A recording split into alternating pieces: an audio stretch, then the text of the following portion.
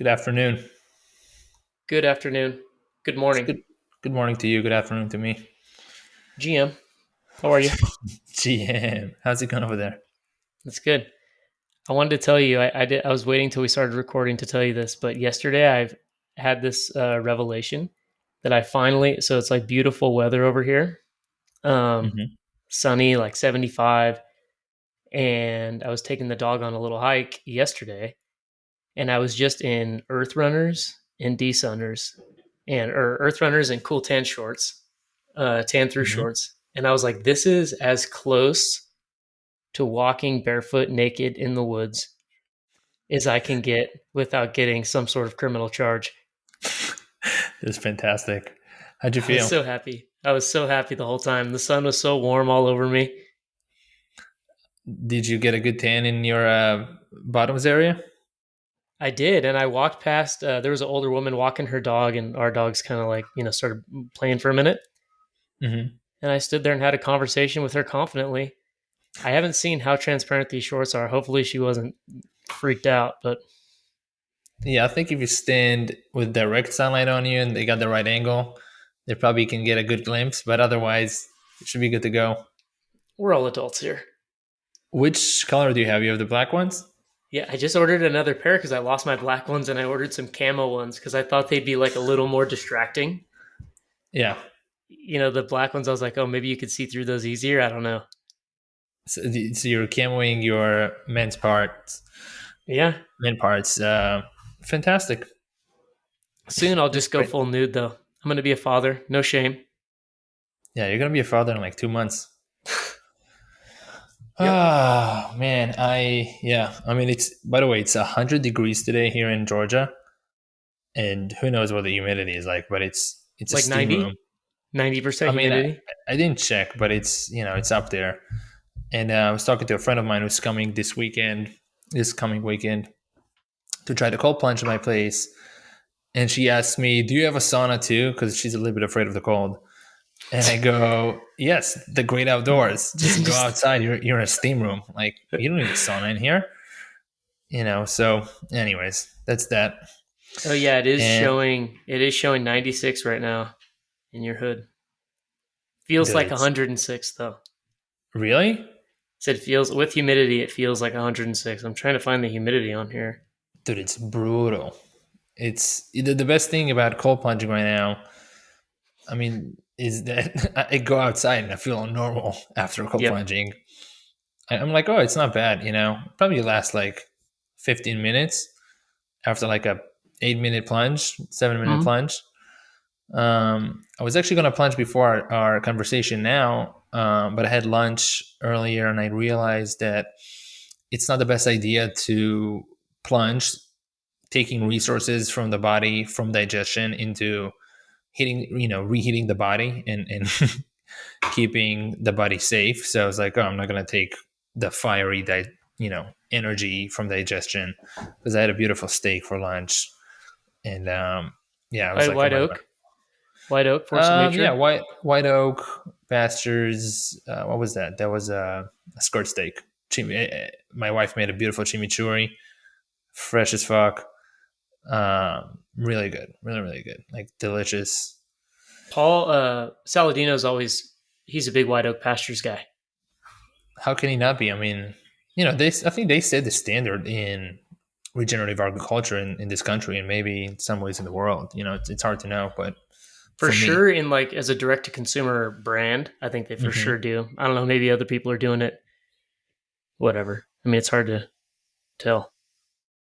yeah, I need to probably get more information on that. But they're definitely one of the more famous ones. I wanted I to tell wanted to get you. some. I wanted to order white oak pastures, but it was going to be like and the shipping to the west coast was like How more than the cost of the actual meat.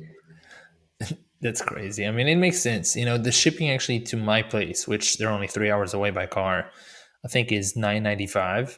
I mean, like $10. That is not $900.95. Um, and I get like, probably average order is like $180.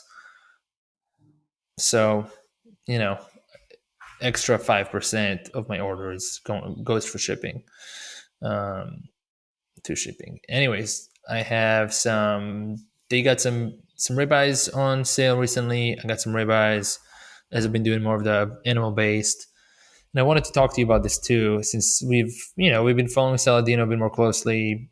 Saladino, I think you told me, was like a full vegan for a few years, and then you know possibly got a bunch of health issues, and then when he went carnivore, for all kinds of reasons, it resolved a lot of his health issues, and he's been thriving on that. And then there's a lot of people too that went animal based after eating a certain way, and it resolves a lot of issues for them. But then we talked between ourselves, I think it was yesterday, about how to incorporate animal based without having to go too extreme, both for joy and both for the reason that every body is different, and every person is different. So let's dive into this for a bit. So, two quick things. One, I think Saladino was carnivore, and then he went to being called animal based, which meant he was including fruit, raw dairy, and honey. So, I Mm. think he was straight meat and organs. And then he added in those three other pieces because he saw some of his biomarkers had moved, or I forget the reason why. And then he got a bunch of hate from the carnivore community, obviously, because he wasn't some kind of purist anymore. Hmm. Um, so that's kind of how I've been looking at it. But something you said yesterday about it's not even being like carnivore, because there was carnivore, which was like militant. Then there was carnivore-ish, which means like, oh, I fuck off a little bit. And then there Hmm. was animal based. And now I'm thinking animal based ish might be because plants are used as medicine. And I think the word medicine is kind of misused because I think we think of medicine as something you take when you need it. But if you have Hmm. a small amount of plants in your diet pretty regularly, I think that could be like kind of a therapeutic or like medicinal sort of application, kind of preventative medicine almost, Mm. um, versus people that eat all plants and that's like just taking medicine exclusively. So, shocker, like anything else, balance, right? Yeah, I was just talking about this in the coffee presentation that I gave to people recently. And balance is key with the caffeine and coffee itself, and of course, as you were saying, with everything else. uh, I do want to talk to you about a recent issue that you've had and how you're resolving it, because I think that could be beneficial for a bunch of people to hear. So why don't you kind of tell the audience what you told me, and how you're going about it. Yeah. So, first, I like to pride myself on never having any issues because I think I do a lot to cover my bases. I mean, we eat really, really well 99% of the time. Every now and then, we'll go have some pizza or whatever with friends. Every now and then, I'll have a couple of beers with some friends or whatever. So, not militant, but militantly non militant, I guess. And then, obviously, I have a regular cold plunge practice and sauna practice and yoga practice. And I feel like I'm outside, I'm grounding, blah, blah, blah, blah, blah. Mhm. That all said, thought I was doing everything great.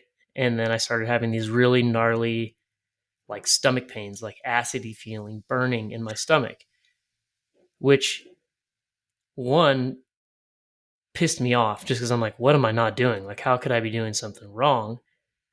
Um, and two was just like a little, scary because you think you're covering all your bases and then you have this weird, it was lasting for a couple of weeks, kind of on and off, but it was always pretty subtle.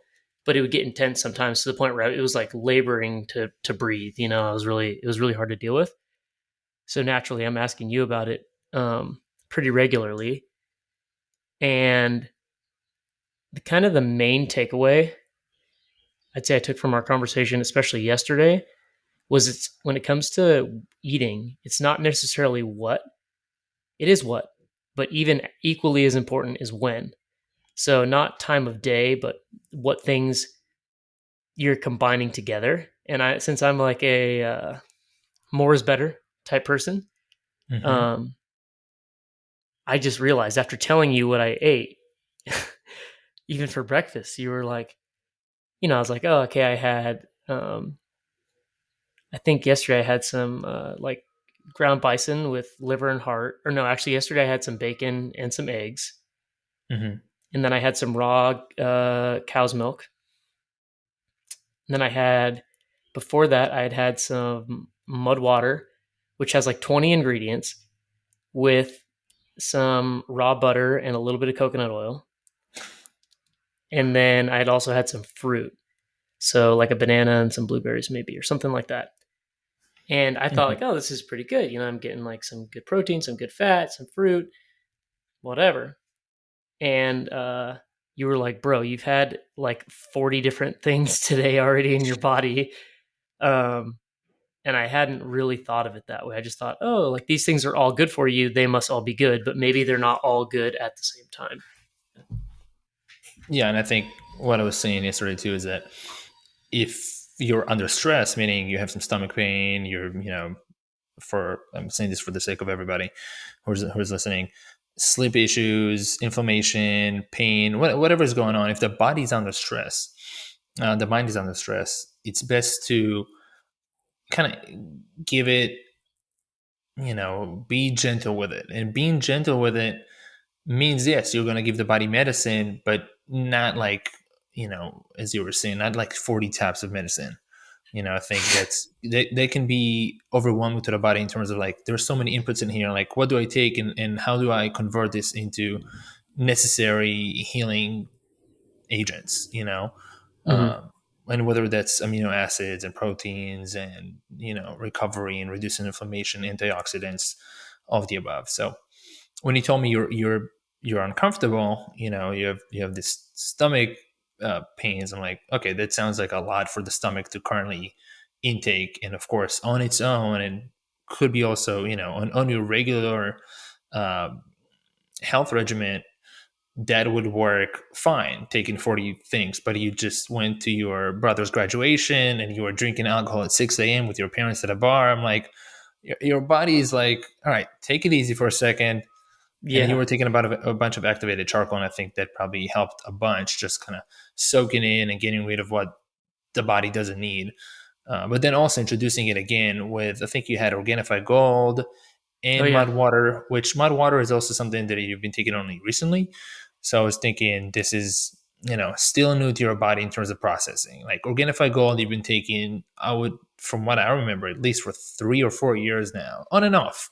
But your Mm-hmm. body is like, oh, okay, I mean, I know what to do with this by now.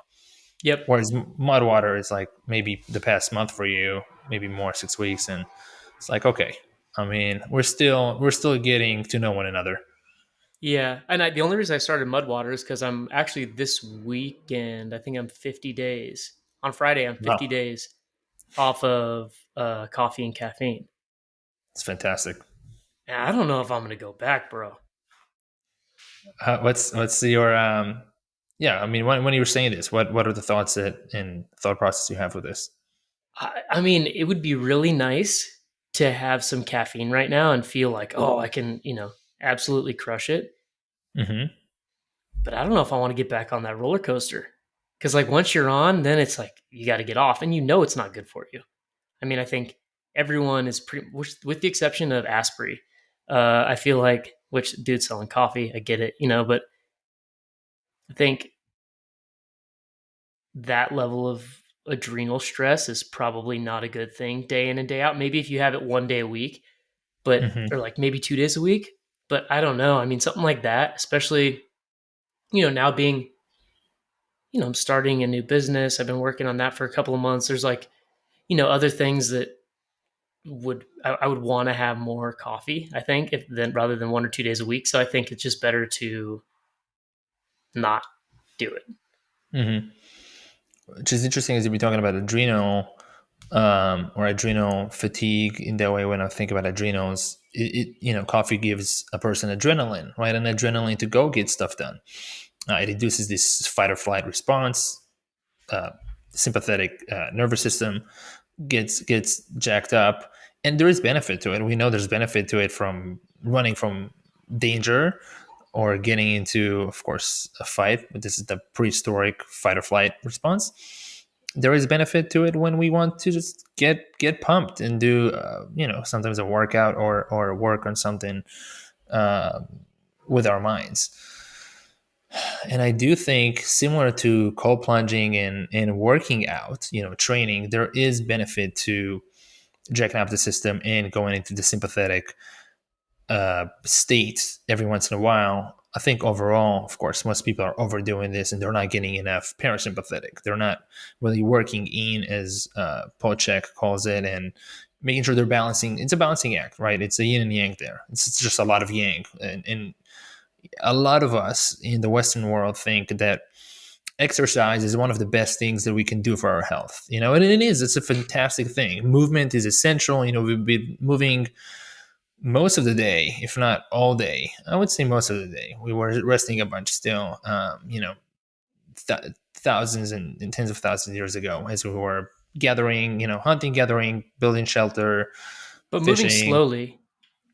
Yeah, I think we weren't sprinting much, and two, we weren't doing this, we kind of move fast with our minds a lot now, where we're sitting down, coffee is jacking up our system, and we're like, I gotta send these emails, I gotta get this work done, there's Excel sheets going on, I gotta give some phone calls. And I'm all about integrating, the ancestral living into the modern living. I'm not trying to live in a cave or live in a, I'm not moving to Africa to live in a tribe. I mean, if I wanted to do that, that would be a whole different situation, but I don't think that's where the world is going. It's about integrating. And most recently, I wanted to share this with you. I've heard on, and you may have heard this too, on Luke's Story podcast. He had the founder of Sauna Space, and he was talking about biohacking. And he goes, biohacking, I may be butchering this, but he said it's tricking the body into thinking it's in its natural environment.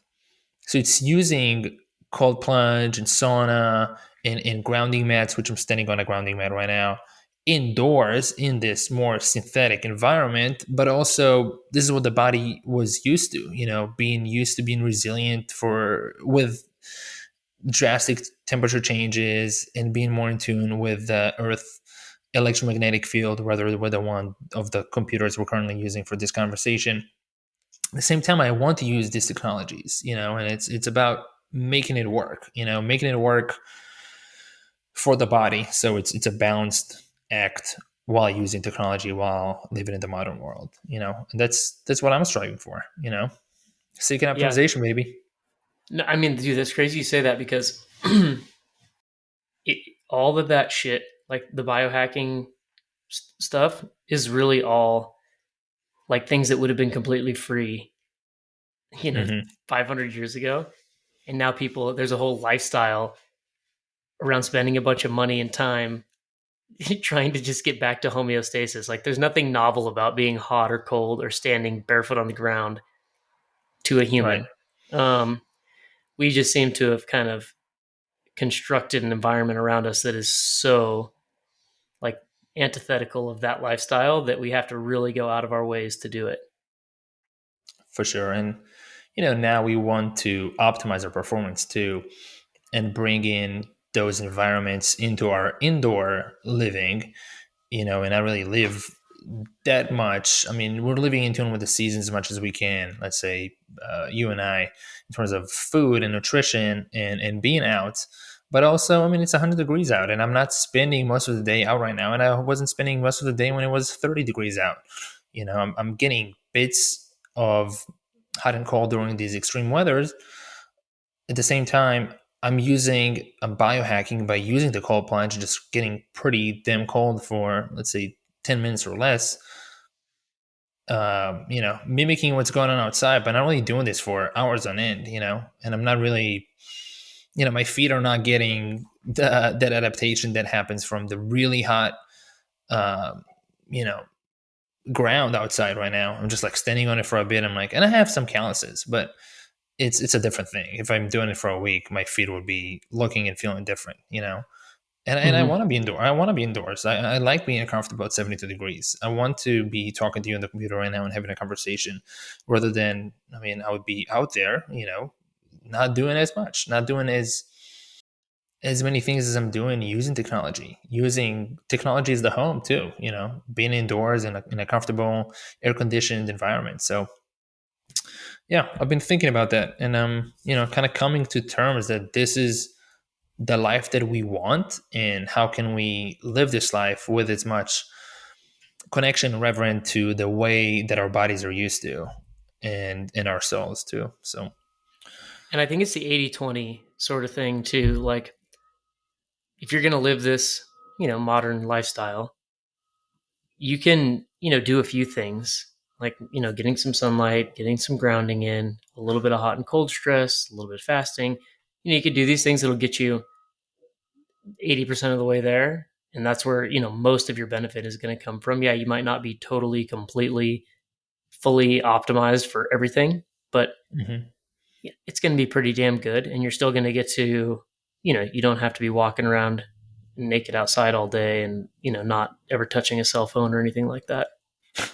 Yeah, yeah, very very good points right there. And as you're saying this, I mean, there's obviously sensitivities to phones and computers, and I think there's some pride there too that my hands get really really uncomfortable after holding a phone for Dude, I started noticing this too. a minute or two. My fingers get like Like pretty jacked tingly. up. Yeah, like yeah, they get beyond tingly. They get tight, and like my ability to like open and close my hands just is not as fluid. And especially with the new Macs, I'm using my wife's Mac right now because my computer died recently. And when this thing is hooked up into, I mean, this thing is already like way more intrusive electromagnetically than the old Macs, which are nowhere to be found right now. But anyways, when it's hooked into the electricity, it is buzzing. Like I'm just like taking the cable off, and if my finger slides on the computer itself, it is pretty bad. And to think, I think there is a benefit from being sensitive to kind of being in tune and like reading like, okay, this is not what my body wants. But also if one is too sensitive, then they can't really use the technologies. So it's kind of also building a resilience, building the muscle of shielding ourselves from from these technologies while working with them, which is why I'm standing on a grounding mat right now. I know that I'm getting a good amount of positive charge from these devices. So I'm neutralizing it as much as I can by standing on a mat that is connected to the ground outside, which is, here we go, biohacking again. Yeah, dude. I don't know if I told you this. In Mercola's book, EMF, he Mm-hmm. actually talks about how you can use exposure to these things kind of like you would use sauna, exercise, or cold Mm-hmm. exposure. Like those things in and of themselves are not great for you. They're a form of stress. And the response is actually what's beneficial.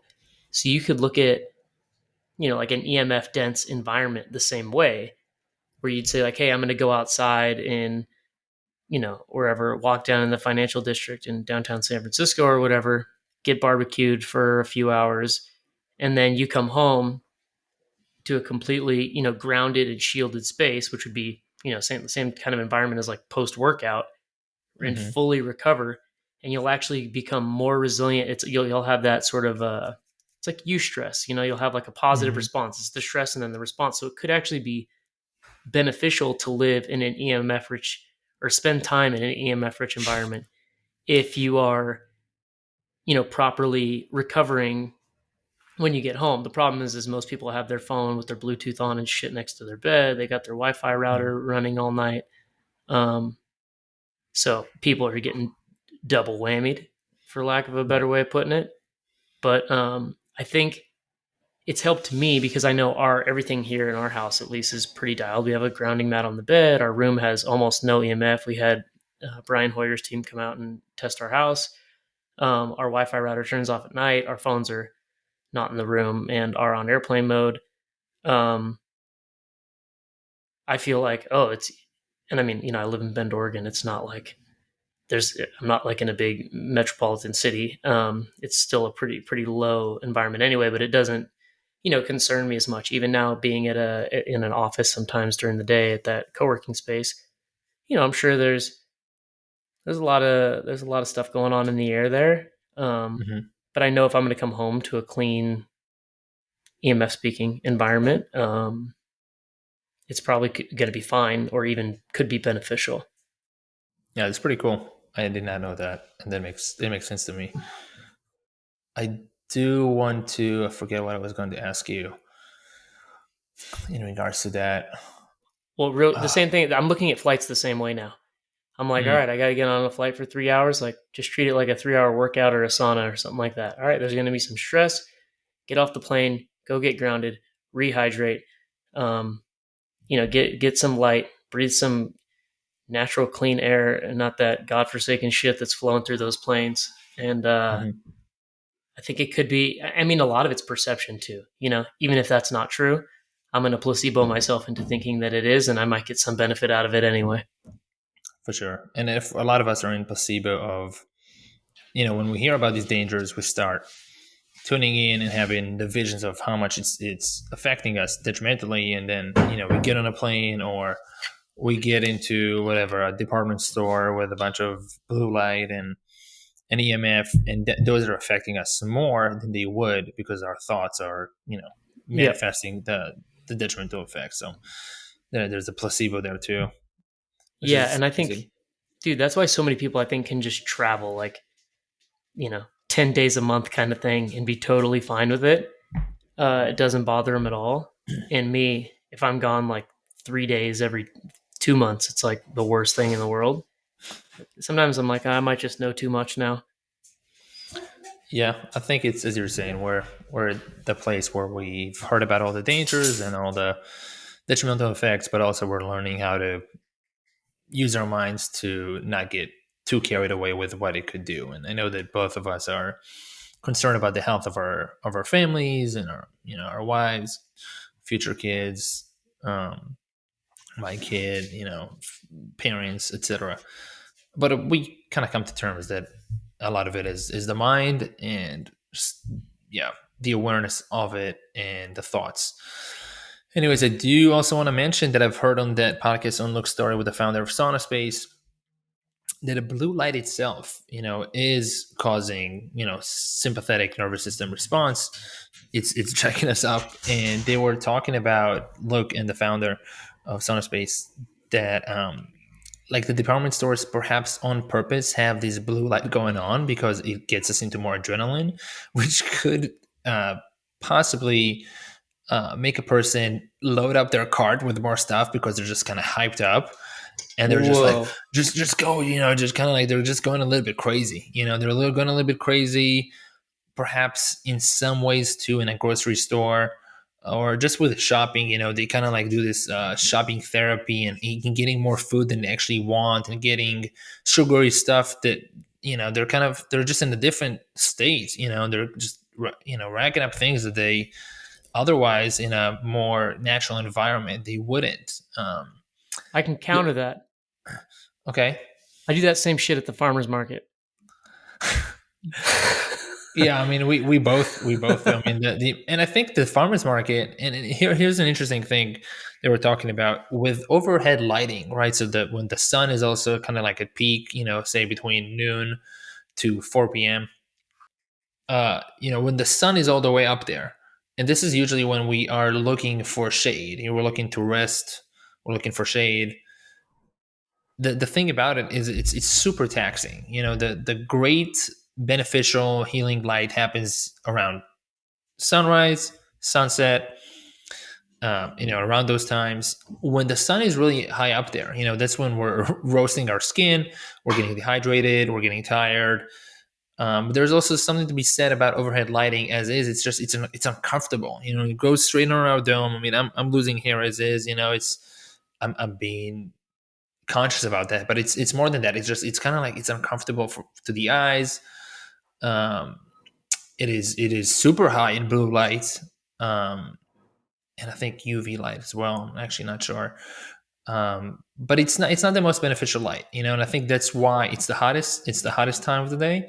It's the most bright time of the day. There is benefit in it, of course, but we're already getting a good amount of blue light. So it's kind of like accumulation, and going into those stores or being out during those hours is quite exhausting.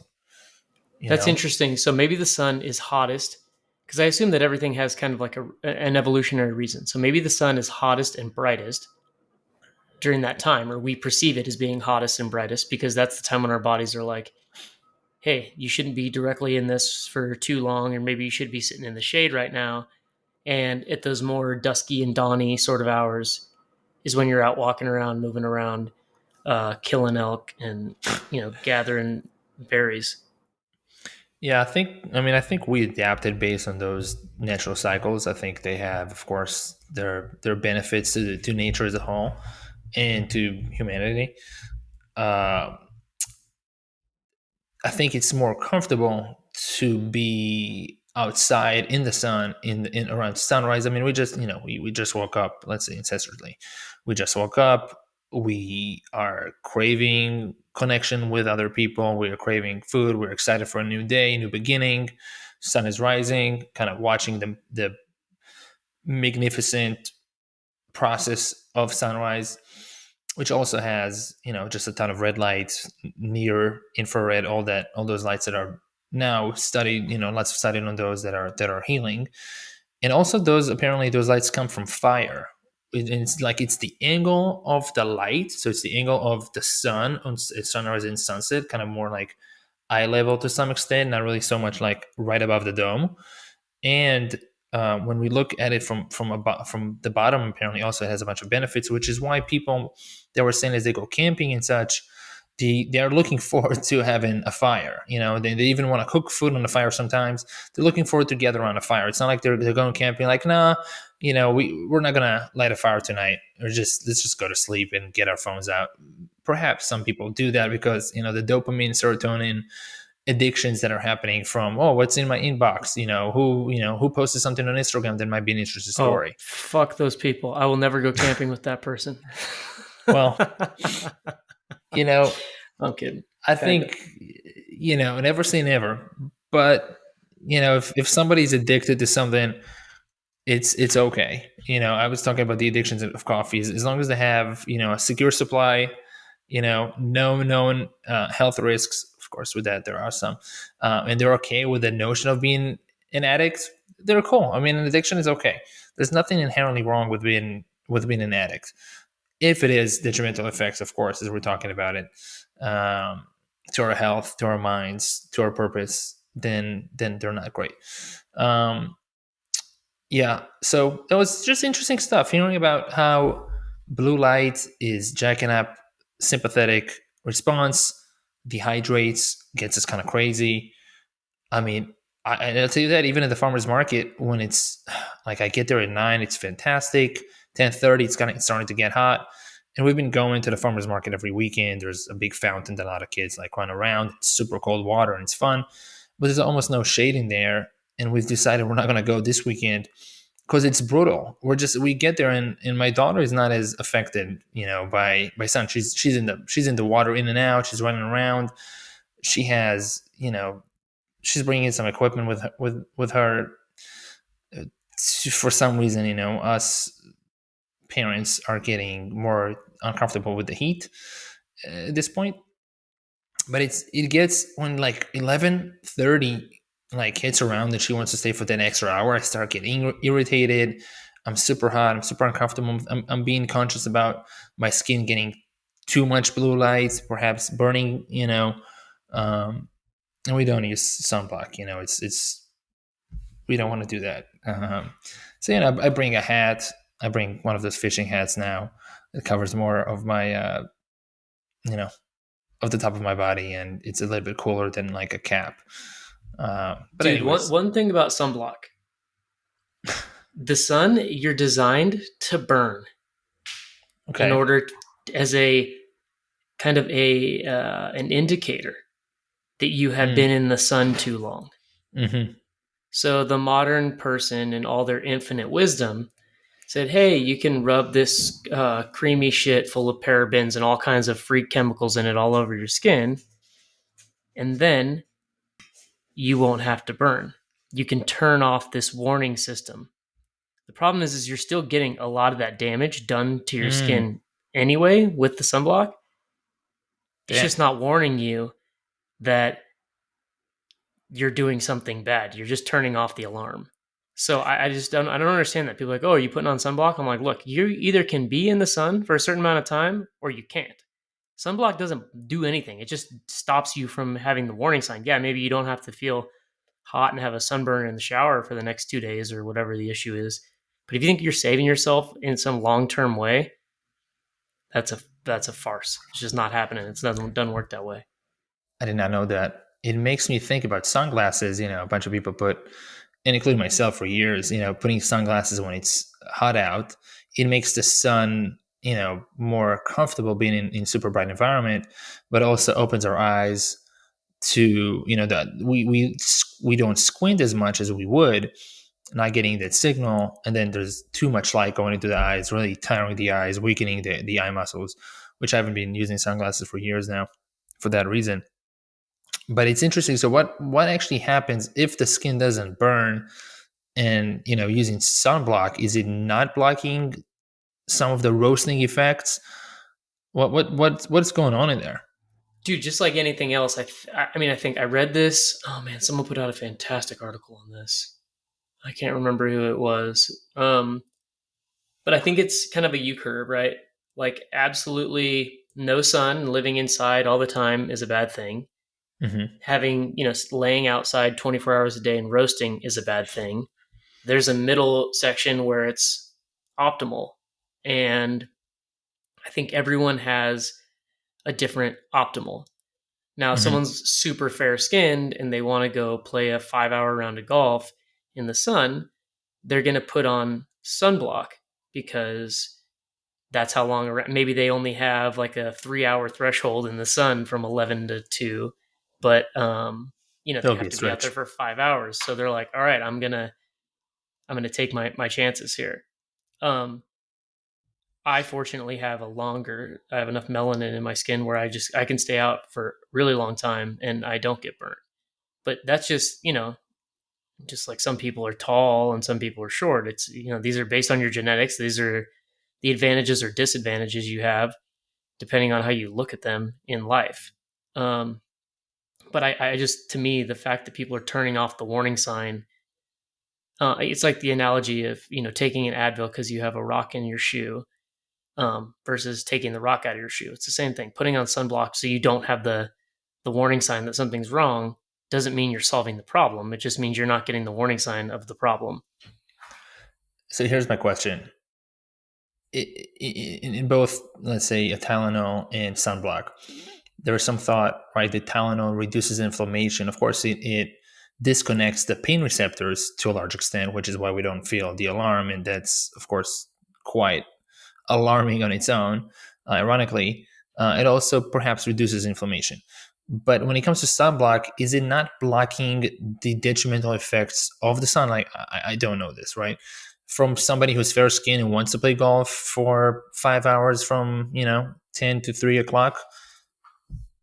I think in that situation, you got to put on like a long sleeve Mm-hmm. shirt and try to build in shade. Wear Mm-hmm. the big bucket hat and the long sleeve shirt and pants and try to actually like mechanically block the sun. Yeah. But I know that sunblock does not do that. It doesn't block everything. It only Mm-hmm. blocks a certain portion, the portion that causes burns, but you're still getting a Mm-hmm. way over excessive dose of what Mm-hmm. your melanin level can handle. Um, it's just blocking Interesting. the stuff that causes the burn. And I see people lather themselves in sunblock. I mean, first of all, I would not put sunblock on me under any circumstance just because of what's in it. Like, Right. take the sun out of the picture. But some of that, especially if you're looking at, you know, bullfrog or banana boat or like these normal, or the aerosol ones, like, give me a Mm. break. Um, Yeah, that goes into airways. I mean, the skin obviously is absorbing a good amount of that. It's going into the organs, going into the bloodstream. Whatever's going on in sunblock, I think there are the mineral-based sunblocks that are supposedly not as detrimental, but still, I don't think that's something that the body would want. no, Also, on the melanin level, they were talking in that podcast of Luke and the founder of Sauna Space, that the more melanin, right, the more melanin somebody has, the darker skin they have, actually they need more sunlight to maintain a sufficient amount of vitamin D. So, for yeah, example, for you would need more sunlight than somebody with fair skin. Most likely, this is also why it's more beneficial for you to have a short sleeve shirt, or just cool tan shorts for the duration of 5 hours of a golfing session versus somebody who just like, let's get the hour and a half and put on the long sleeve and the bucket hat. And I think that's, yeah, every body, right, should kind of look for what do they look like, how is the response, without using those technologies such as sunblocks, um, to see what is the response, and how would they, what would be most beneficial for them to get the benefits of the environment and at the same time enjoy modern environment, sports, and technologies.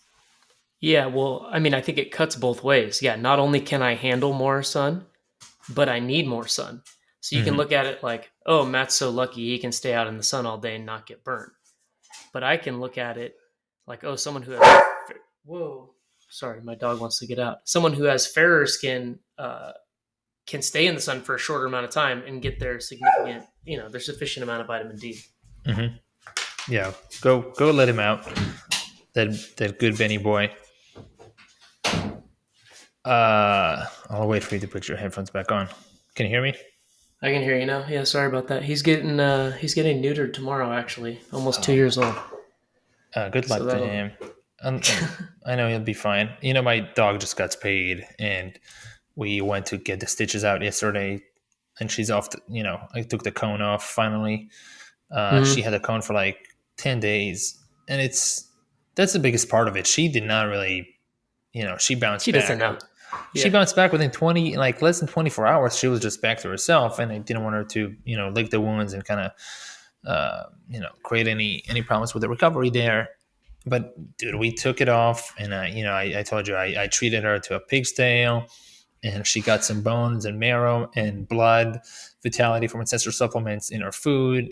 And I played with her a good amount of time. I'm like, I gave you less attention during that time. My parents were in town. My family, my wife's family were in town back to back. She had the cone on, couldn't do as much in terms of like she was kind of also like bumping into things. Given her Yeah. the nicer cone, which is kind of like what we call the life jacket. It's like the blow up, you know, Yeah. Yeah. round like travel pillow.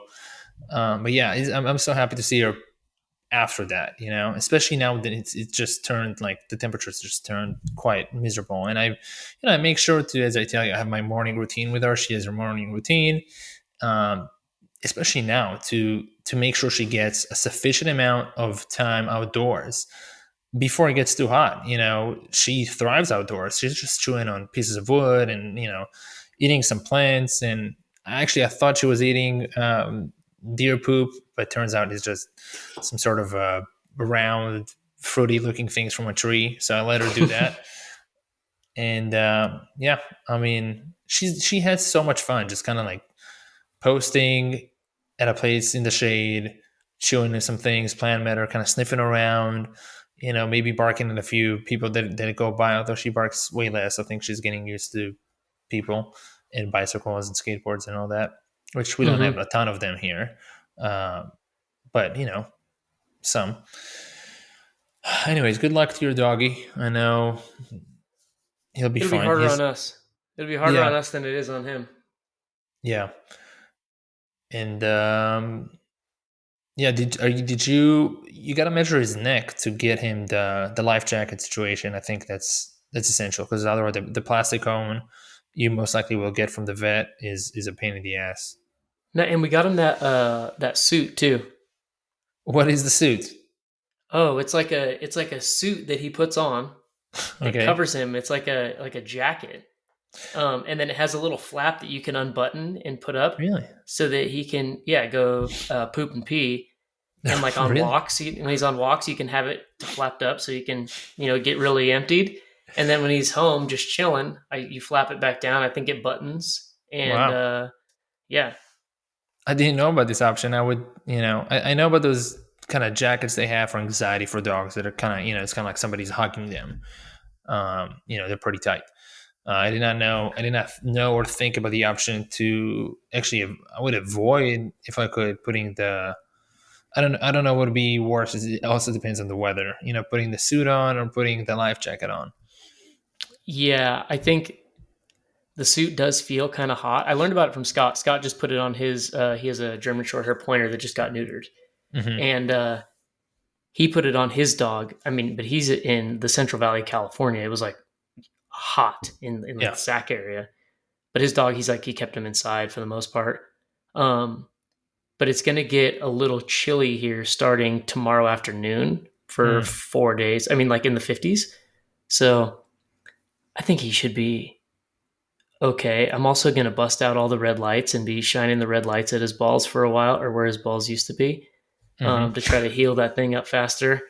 We're That's putting bone beautiful. broth in his food, and then throwing some ancestral supplements in there. I think he'll heal pretty quickly. He's also a really really healthy like dog. His coat and everything. Our vet always comments on. We take him to like the functional medicine vet. It's like the Chris Kresser of vets.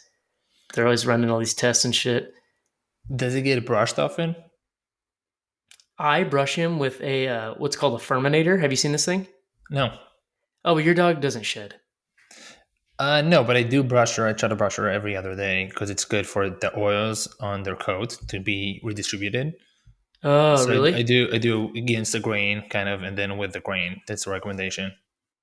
I mean, well, I got a golden retriever, so it's going to be a little bit different options here. But I use this thing called a Furminator, and it's got these teeth. It's like a maybe like 4 inches long, and dude, I'll Hmm. pull out like a volleyball size ball of undercoat and fur from him, and I just do it because I don't want any fur or hair on the ground. So yeah, that's why I've been doing it. I didn't even Wow. know about redistributing the oils. You learned about that from the monk's book with the German Yeah, shepherds. the art of raising a puppy. Art of raising a puppy. Yeah, that's what they say. I think for all dogs. I mean, that's of course for based on German shepherds, but it's great for all dogs. There's some hair coming off my dog. She doesn't shed. She's a doodle mix. She's a schnauzer and doodle mix. Both of them have hair other than fur, but it's still some hair like coming off, especially after like the hair was getting matted from the life jacket being on her neck for so long that Mm-hmm. I was working on it for like a good amount of time yesterday and kind of pulling it out and making sure she's good to go. She's gonna get a haircut next week. It's these temperatures are not comfortable, and whatever we can do to cool her off, I'll do. I do actually want to quickly touch on that. We mentioned Brian Hoyer earlier, and I wonder if you remember what's the website so people can go and check this out in case they want to do inspection for their home or office, Is it other kind of. shielded? I think it's shielded healing or something like Yes, I that. think it's Is that Shield right? and Healing. Yeah, and I'm not sure where Brian is. I think he's in the South. Is he in Texas I'm or not sure somewhere? where I'm not sure where he's based. I think they cover the whole United States. He has a bunch of people that work with him, and Yeah. he has enough people that either would travel to a state or they live in that state, and you make an appointment. I had one guy here in Georgia. He lives about 2 hours away from me, and came and did like a full day inspection of my home, and yeah, so I'm very lucky. Also, in my property, there's a ton of tall trees that block EMF, and I'm also in a little town that does not have many towers. So fortunately, I didn't have to Same. do almost anything. I just added. I think it's called the Power Perfect box. It's this box that makes sure that electricity is not coming in surge, and it does a few things. There's like a number of things there. It reduces EMF as is. It was like over $1,000. It's for the whole house. I got like the Hmm. big one, powerful one, and I'm happy. I'm always happy to invest in that. The next thing I want to invest in, which I think is actually only a few $100, is a whole house water revitalizer. So it vortexes the house at the main line. So Uh, all your water gets revitalized, which it's a big change. I have filters in a bunch of places in the showers and in both sinks, so the kitchen sink for like washing vegetables and making soups and all that stuff. And also I have one for creating clean water with some magnesium in that. Um, but I was thinking it would be great to revitalize the whole water, especially I'm growing some food in here. There are some water sources, especially outside, that are not you know there's not going to be any filter on them. I'm not getting a whole house filter anytime soon. So I think those are just like 300, $400, tiny little tool. It works on magnets, and as the water is coming in, it goes into a Whoa. tornado. Yeah, so that is on dancingwithwater.com. I'm a big fan of Dancing with Water. I Oh, you think sent me that something else yesterday from Dancing I with Water. I did, and it's what I want to segue into. Dancing with Water. This woman, MJ Pinkman, the woman who authored the book and the owner of the website, is the water specialist. The water woman, definitely in the United States, maybe in the world. Top top 10 people that knows about water and living water, especially. She calls it the water that she enjoys most for hydration, and also what is prevalent in nature is called full spectrum living water. And full spectrum living water is from the sound, and has a full spectrum of minerals and nutrients, and it is living. It is a living thing. It's not what no water is dead, but there's some water that is depleted and abused and all that, especially water that has been sitting in city pipes and has been contaminated by all kinds of pesticides and you know pharmaceuticals. Have been re what do you call this, Like re recycled. recycled in the water, and Or no, yeah. I mean, chlorinated, fluoridated. I mean, there's a bunch of stuff in the water, especially in city water. But anyways, she talks about one of her favorite salts. So I've been using real salt from the Redmond company, and I've been using Celtic salt. Those have been quite the real salt popular. is the white. It's like white and blue bag with red writing. Sorry, you're cutting. Say it again. Oh, it's white. It's a white and blue bag with red writing, right? The real salt. Yes, yes, Yeah, yeah. that's All a right, I real use salt, that and one it's too. great. It's great salt. I mean, it's unrefined. It's they claim it's better than Himalayan and a bunch of other natural salt that gets mined. I forget exactly what the process is. It's a great salt. It's very fairly priced. But then she says in her book that her favorite salt is bamboo salt, and I have the webpage that I sent you in front of me. And apparently, bamboo salt, it's written here, is a therapeutic salt uniquely made in Korea. It transforms sea salt into a highly bioavailable, mineral rich condiment with unusual healing and detoxification properties. And the one that I just got from Amazon, which is from a legit company called, I think it's called, let me see. It is called, man, what is the name of this company? Let me see. I cannot find the name right now. Insan, Insan. Anyways, it's called the 9X. They have this process that they heat up and roast the salt, I guess, 9 times, and some of them in super high temperatures. And it makes it super bioavailable to the body. I don't even know how this works. I got it for the first time. Here it says that the bamboo is sealed with a local mineral-rich yellow clay. Salt-filled bamboo stalks are then roasted at 1600 Celsius. Whoa. That it probably equals to like 3000 Fahrenheit or more. Using pine wood from the region, the above process repeated up to 9 times and can take 3 years to complete. Take up to 3 years to complete. This is some serious process being put into creating salt from bamboo, which is very interesting. And apparently, they found a lot of benefits, healing and detoxification, healing benefits from the salt. So I'm gonna give it a try. She recommends the salt for structuring water, and I've been using these trace minerals from Water and Wellness, or I have another one which is called Ocean Blue. But I figure I'll give this a try and mix it up.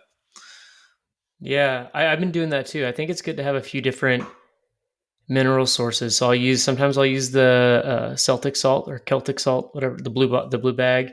Sometimes I'll Mm-hmm. use the real salt. Sometimes I'll use Quinton. Sometimes I Mm-hmm. go all out and use Element. I usually do that after like a training session or the sauna or something like that because it just feels kind of good to you almost feel like you're drinking a Gatorade or something. It has like that flavor, it's a little bit Mm-hmm. of nostalgia.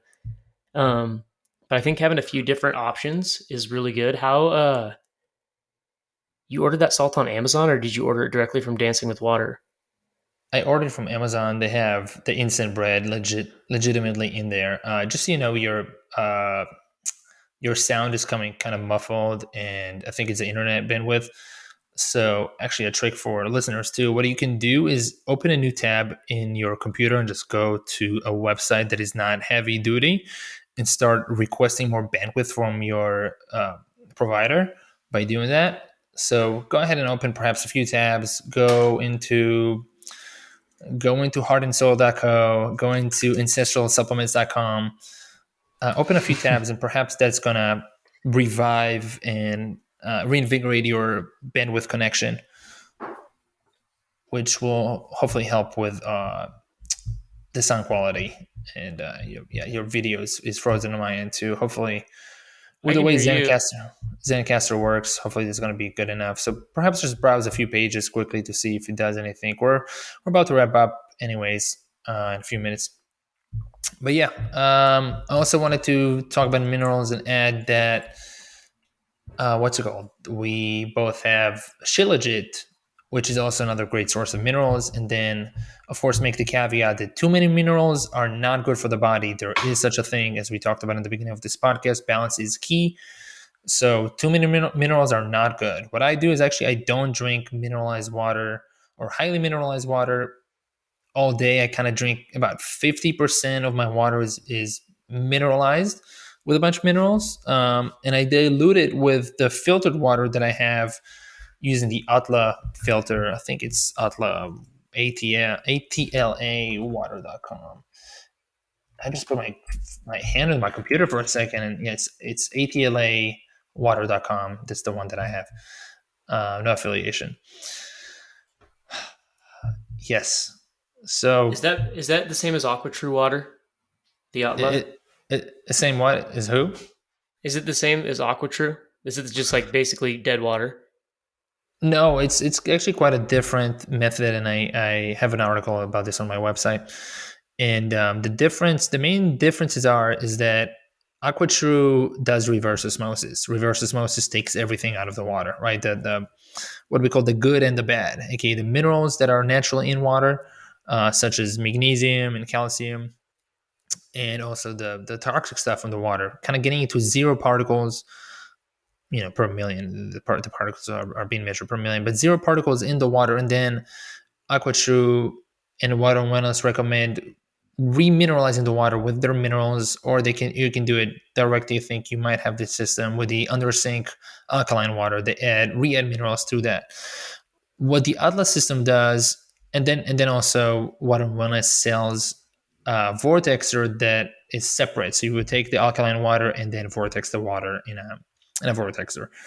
The Atla water has 3 filters that filter based on what they're saying only the bad stuff out of the water, although they leave the good minerals intact. So there's a good amount of magnesium already in the water. It does not go reverse osmosis, and it has a revitalizer that is quite big, so it keeps the water moving, and right before you drink and it opens the sink, it goes under the sink and connects to, I have a separate sink for it. You get another switch of movement before you drink the water. Based on what I've learned from what dancing with the water, it's good after the movement to give the water some time to rest and structure in stillness, in darkness, which is what I do. And you can find this article on my website in about 10 days when I launch my website. It's going to be how to create full spectrum water. I think that's what I call it. How to create your own full spectrum water. Yeah. That's coming up. Anyways, your connection seems to be better. I actually saw you moving for a quick second. Oh yeah, I'm moving. I don't know It's what's kind going of on over here with this. it's kind of back to being low connection. So, any closing thoughts? I think we covered it. You got Fantastic. anything? I don't. Let's wrap it up. Hop Let's on wrap it next up. week. Hop on next week. Don't wear any sunscreen. And that's all I got. All right. Happy Father's Day to all the fathers. This will probably release this show before Father's Day. I'm going to make an effort since I'm taking care of the tech side of things. Happy Father's Day to anybody who listens to it on time, before Father's Day or right after. We love you all. We love you mothers as well. We love all of you people. Much love. See you next time. Peace.